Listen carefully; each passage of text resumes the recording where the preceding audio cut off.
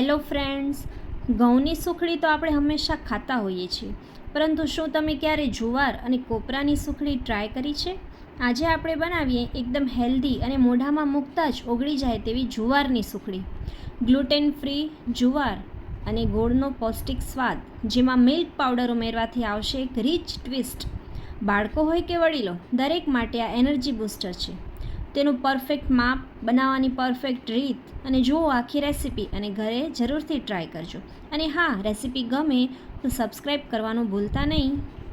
જુવારની સુખડી માટે અડધી વાટકી ઘી લઈએ, એટલે કે અડધો કપ.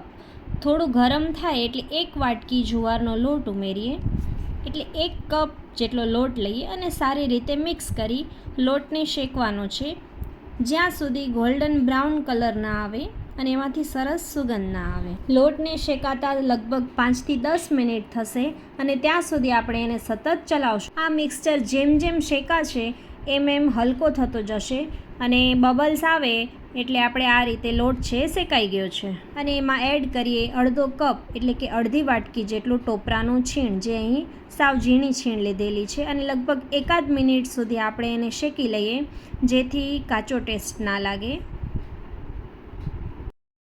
મિક્સચર શેકાઈ ગયા પછી ગેસની ફ્લેમને આપણે ઓફ કરી દઈએ અને એમાં એડ કરીએ 1/4 કપ એટલે કે પા વાટકી જેટલું મિલ્ક પાવડર અને સારી રીતે મિક્સ કરી લઈએ. મિલ્ક પાવડરને લીધે અહીં બાઇન્ડિંગ છે એ સારી આવશે અને મિક્સચર છે એ ઘટ્ટ થઈ જશે.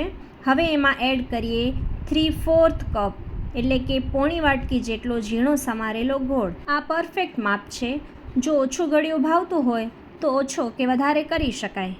અને ગોળને આપણે સારી રીતે મિક્સ કરવાનો છે. ગરમીને લીધે ગોળ છે તરત જ પીગળી અને મિક્સ થઈ જશે. પછી આપણે કોઈ પણ મોલ્ડમાં કે ડીશમાં આપણે આ મિક્સચરને પાથરી લઈશું. શરૂઆતમાં કદાચ કડક લાગી શકે, પણ જેમ જેમ આપણે એને આવી રીતે પ્રેસ કરી પાથરશું એટલે એમાંથી ઘી છૂટું પડશે અને મિક્સચર છે એ એકદમ જ સરસ રીતે સેટ થઈ જશે. અને એની ઉપર આપણે આપણા મનપસંદ ડ્રાયફ્રૂટ્સની કતરણ છે એ પાથરી અને ગાર્નિશ કરી લઈશું. અને પાથરેલી કતરણને આપણે થોડી પ્રેસ કરી દઈએ જેથી તે છૂટી ના પડી જાય. અને 5 થી 10 મિનિટ સેટ થવા દઈએ.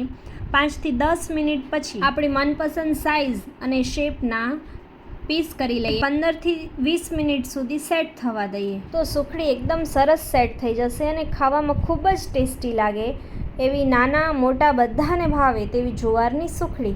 અને હા, હેલ્ધી તો ખરી જ.